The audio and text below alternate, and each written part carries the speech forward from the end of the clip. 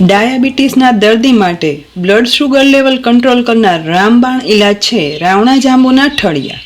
પણ તુરાસ પડતા કડવા લાગતા આ ઠળિયાનો સ્વાદિષ્ટ ઉપાય જોઈતો હોય ને તો તે છે જાંબુના ઠળિયાનો સ્વાદિષ્ટ મુખવાસ.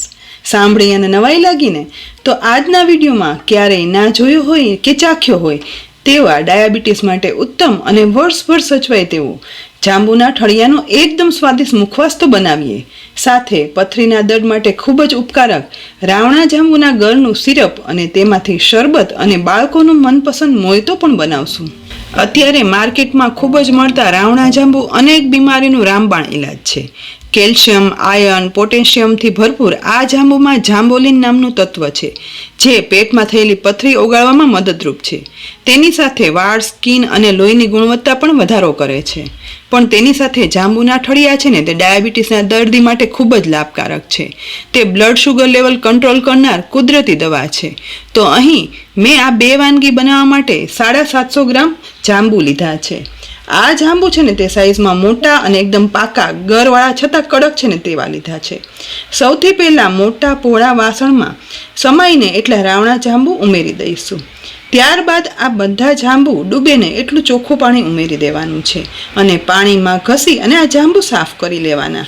સાફ કરેલા જાંબુ છે ને તે પાણીમાંથી હવે નિતારતા જઈ અને કિચન નેપકિન પર કાઢી લઈશું. બધા જાંબુ કિચન નેપકિન પર કાઢી લીધા પછી હવે તેને લૂછી અને કોરા પણ કરી લેવાના છે. કોરા થઈ ગયેલા જાંબુમાંથી મોટા બાઉલમાં હવે આ જાંબુ લઈ લઈશું અને મેશર વડે આ રીતે મેશ કરવાના છે જેથી પાકેલા જાંબુનો ગર પણ અલગ થાય અને જાંબુના ઠળિયા પણ નીકળી જાય. જો આ રીતે ના કરવું હોય ને તો તેના બદલે તમે સમારીને ગર અને ઠળિયા પણ અલગ કરી શકો છો જે થોડું સહેલું પડશે. આ રીતે થોડા જાંબુ ઉમેરી મેશરથી પ્રેસ કરતા અહીં બધો ગર અને ઠળિયા છે ને તે એકબીજાથી અલગ પડી ગયા છે. તો હવે ચાળણીમાં આ રીતે મેશ કરેલો ગર છે ને તે થોડો ઉમેરી દેવાનો અને ચમચા વડે થોડો એવો પ્રેસ કરી અને ચાળવાનો છે જેથી જાંબુનો ગર અલગ થઈ જશે અને ઉપર તરફ ઠળિયા જે અલગ થઈ ગયા છે ને તે આ રીતે હાથ વડે જ બધા ઠળિયાને અલગ કરી લેવાના છે અને એક ડીશમાં કાઢતા જવાના. બાકી રહેલો જાંબુનો થીક ગર છે ને તે પણ હવે નીચેના બાઉલમાં ઉમેરી દેવાનો છે. અહીં જુઓ રાવણા જાંબુનો બધો ગર અને ઠળિયા બંને અલગ કરી લીધા છે.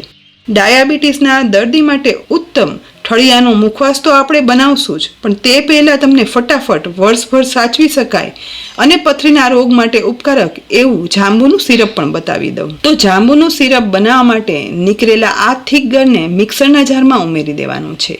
ત્યાર પછી મિક્સરનું ઢાંકણ ઢાંકી દઈ બધું પીસી લેવાનું. પીસેલા ગળને ફરી એક વખત ચાળણીમાં ઉમેરી દેવાનો અને ગાળી લેવાનો છે. ગાળવા સમયે જો અડધો કપ પાણી ઉમેરવાની જરૂર પડે ને તો ઉમેરવાનું. ગળાઈ ગયા પછી બાકી રહેલો છાલનો ભાગ છે ને તે અલગ કરી લેવાનો અને નીચે તરફ જુઓ જાંબુનો એકદમ સ્મૂથ થીક ગર મળ્યો છે.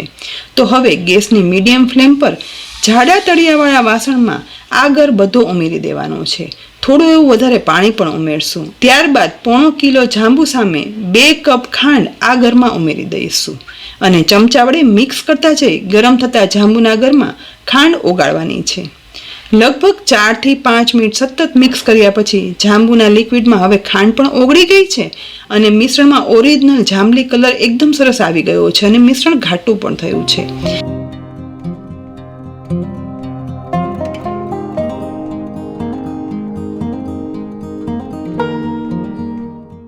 હાથ વડે ચાસણીનો તાર પણ ચેક કરી લઈએ.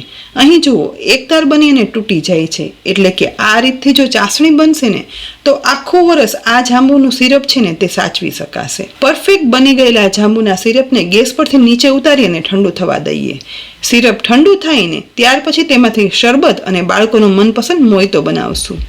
એ પહેલાં હવે ડાયાબિટીસ માટે ખૂબ જ ઉપકારક જાંબુના ઠળિયાનો મુખવાસ બનાવવા માટે અલગ કરેલા ઠળિયાને એક પોળા બાઉલમાં ઉમેરવાનો છે. ઠળિયા ડૂબે ને એટલું પાણી પણ હવે તેમાં ઉમેરશું. હવે આ જ પાણીમાં ઠળિયા હળવે હાથે ઘસી અને સાફ કરશું જેથી ઉપરથી ચીપકેલો ગળ છે ને તે દૂર થઈ જાય અને થોડો એવો મુખવાસમાં જાંબુનો સ્વાદ રહે ને તેના માટે થરિયા ઉપર ગળ રહે ને તો પણ બહુ ઘસી કાઢવાની જરૂર નથી. સાફ થયેલા ઠળિયાને પાણીમાંથી હવે નિતારી અને કિચન નેપકિન પર લઈ લેવાના છે. બધા ઠળિયા નેપકિન પર લીધા પછી આ રીતે નેપકિન વડે કોરા કરી લેવાના જેથી ટુકડા કરવા સમયે તે હાથમાંથી સરકે પણ નહીં.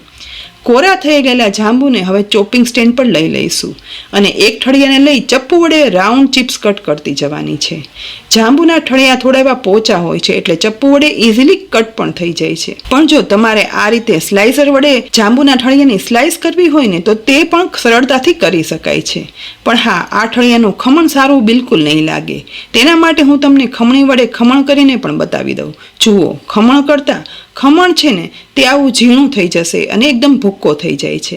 માટે બધા જ ઠળિયાનો થોડો વધારે સમય ભલે લાગે, પણ ચપ્પુ વડે અથવા તો સ્લાઇસર વડે એકદમ સરસ પતલી ગોળ રાઉન્ડ સ્લાઇસ કરી લેવાની. અહીં હવે બધા ઠળિયાની એકદમ સરસ સ્લાઇસ બની અને તૈયાર થઈ ગઈ છે. તો હવે એક પોળા બાઉલમાં આ બધી સ્લાઇસ ઉમેરી દઈશું. ત્યાર પછી આ ઠળિયાની સ્લાઇસમાં 2 ટીસ્પૂન મીઠું, અડધી ટીસ્પૂન હળદર પાવડર ઉમેરશું. સાથે જ અડધા ટુકડામાં 1/2 લીંબુનો રસ નીચોવાનો છે. આથી શું થશે કે સહેજ કડવાશ પડતા તુરા લાગતા આ જાંબુના ઠળિયામાં મીઠા અને લીંબુની ખારાશ અને ખટાશ ભળી જશે અને મૂળભૂત કડવો અને તુરો સ્વાદ ઓછો થઈ જશે અને મુખવાસ બન્યા પછી કેરીની ગોટલીના મુખવાસ જેવો ટેસ્ટી બનશે. બધું મિક્સ કર્યા પછી હવે હળદરનો કલર પણ ઠળિયા ઉપર ચડી ગયો છે.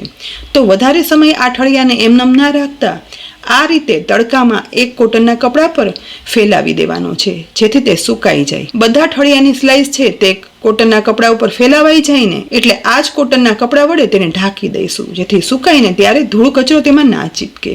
મને થયું કે આ જાંબુના ઠળિયા સુકાતા 1-2 દિવસ જેવો સમય લાગશે, પણ તમે નહીં માનો, માત્ર 4 જ કલાકમાં ઠળિયાની સ્લાઇસ એકદમ સુકાઈ અને કોરી થઈ ગઈ અને હાથ વડે ટુકડા થઈ જાય ને તેવી ક્રિસ્પી પણ થઈ ગઈ છે. અને વળી હળદર ઉમેરવાથી સુકાયા પછી ઠળિયાની સ્લાઇસ છે ને તે કાળી ના પડતા આવી કલરમાં ઉજળી રહી છે, જેથી મુખવાસ પણ એકદમ શાઇની અને ઉજળો બનશે. હવે કોરી થયેલી ઠળિયાની સ્લાઇસને શેકવાની છે, જેના માટે ગેસની લો ફ્લેમ પર ગરમ થતી પેનમાં પ્રથમ 1/2 ટીસ્પૂન જેટલું ચોખ્ખું ઘી ઉમેરી દઈશું. સાથે સાથે તેમાં ઠળિયાની બધી સુકાયેલી સ્લાઇસ છે ને તે પણ ઉમેરી દેવાની છે અને ધીમા તાપે સતત ચલાવતા જઈને અને આ સ્લાઇસને એકદમ ક્રિસ્પી કડક થાય ને ત્યાં સુધી શેકવાની છે. જેમ જેમ આ મુખવાસ શેકાતો જશે ને તેમ તેમ ઠળિયા ઉપર રહેલા પડ છે ને તે શેકાય અને અલગ થતું જશે. તો તેને હાથથી આ રીતે સરળતાથી અલગ પણ કરી શકાશે. આ રીતે ઉપરથી બધા ફોતરા છે ને તે કાઢી લઈશું. 5 થી 6 મિનિટ શેકાયા પછી સ્લાઇસ શેકાવાનો અવાજ પરથી તમને ખ્યાલ આવી જશે કે આ મુખવાસ છે ને તે કેટલો બધો ક્રિસ્પી કડક શેકાઈ ગયો હશે. તો હવે આ સમયે ઉપરથી અડધી ટીસ્પૂન જેટલું ચોખ્ખું ઘી ઉમેરશું અને સાથે અડધી ટીસ્પૂન સંચળ પાવડર પણ ઉમેરી દેવાનો છે. બંનેને શેકાતા મુખવાસમાં મિક્સ કરશું. અત્યારે તો આ મુખવાસમાં મેં ફક્ત લીંબુ, મીઠું, હળદર અને સાથે સ્વાદ માટે સંચર પાવડર ઉમેર્યો છે. પણ આ સિવાય 2 દિવસ પહેલા અમારી ચેનલ પર મેં બતાવેલ કેરીની ગોટલીના મુખવાસમાં ઉમેરેલા ધાણાની દાળ, મગજતરીના બીજ, મરી અને હિંગાસ્ટક ચૂર્ણ ઉમેરવા હોય ને તો પણ આ ઠળિયાના મુખવાસમાં ઉમેરી શકાય છે. તમારી પસંદગી છે કે તમારે કેવો મુખવાસ બનાવવો. અહીં એકદમ ક્રિસ્પી ઠળિયાનો મુખવાસ બની અને તૈયાર થઈ ગયો છે. તો તૈયાર થયેલા મુખવાસને એક ડીશમાં કાઢી પણ લઈએ. ડાયાબિટીસ માટે ઉત્તમ રાવણાના ઠળિયાનો આ રીતે બનાવેલો મુખવાસ છે ને તે આ સિઝનમાં બનાવી પછી એરટાઇટ કન્ટેનરમાં ભરી અને રાખી દેશો ને તો આખું વરસ સાચવી શકાય છે. અને પછી જ્યારે પણ ઉપયોગમાં લેવો હોય ને ત્યારે કે પછી રોજ સ્વાદમાં એટલો બધો સ્વાદિષ્ટ લાગે છે ને કે ડાયાબિટીસના દર્દીને તો શું, પણ આપણને પણ ચાખીને ખ્યાલ જ નહીં આવે કે આ જાંબુના ઠળિયાનો મુખવાસ છે. એટલો બધો સ્વાદિષ્ટ મુખવાસ તો બની ગયો, તો બીજી તરફ રાવણા જાંબુનું સિરપ છે ને તે પણ ઠંડુ થઈ ગયું છે. જુઓ, કલર પણ ઓરિજિનલ જાંબલી કેટલો સરસ આવ્યો છે. તો આ ઠંડા થયેલા જાંબુના સિરપને કાચના કન્ટેનરમાં કે બોટલમાં ભરી લેવાનું છે. આ રીતે બનાવેલ જાંબુનું સિરપ પણ ફ્રીજમાં રાખી દેશો ને તો આખો વરસ સાચવી શકાય છે અને આ શરબત પથરી જેવા રોગો માટે ઉત્તમ કહેવાય છે. હવે આ સિરપના ઉપયોગથી તમારી મનપસંદનું શરબત અને બાળકોને ભાવતો જાંબુનો મોઈતો પણ બનાવતા એકદમ જલ્દીથી બતાવી દઉં. તો આ વિડીયો જોતા તમે એ પણ કહેજો કે આ બંને રેસીપી કેવી લાગી. જો ખરેખર ઉપયોગી લાગી હોય ને તો લાઈક કરી અને શેર કરજો. ડાયાબિટીસના અને પથરીના દર્દીઓ માટે આ એક ઉત્તમ અને સ્વાદિષ્ટ ઉપાય છે. અને સાથે જ અમારી યુટ્યુબ ચેનલ સબસ્ક્રાઈબ કરી અમારા ફેસબુક પેજને લાઈક કરી અને ફોલો કરજો, જેથી આવી અનેક ઉપયોગી અને સ્વાદિષ્ટ રેસીપીના અપડેટ્સ તમને તુરંત જ મળે. ફરી મળશું ઉપયોગી રેસીપી સાથે. ત્યાં સુધી આવજો.